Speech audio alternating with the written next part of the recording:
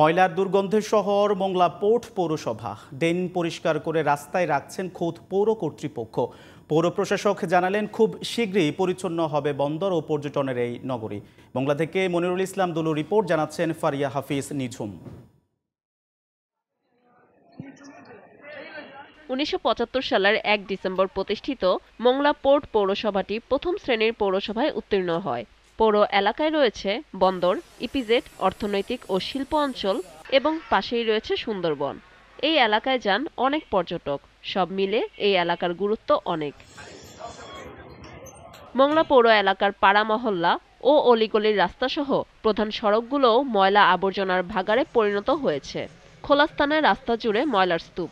লোকজনের যাতায়াত সহ যান চলাচলের সমস্যা মোংলা পোর্ট পৌরসভার নিয়মিত চিত্র। বছর পর বছর চলছে জনভোগান্তি।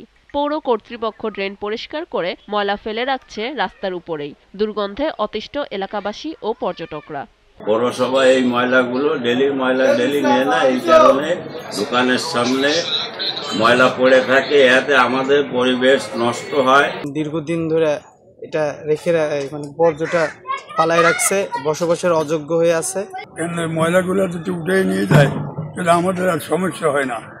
অনেক সময় আমাদের বিভিন্ন মেহমান আসলে এই দুর্গন্ধে বসা যায় না।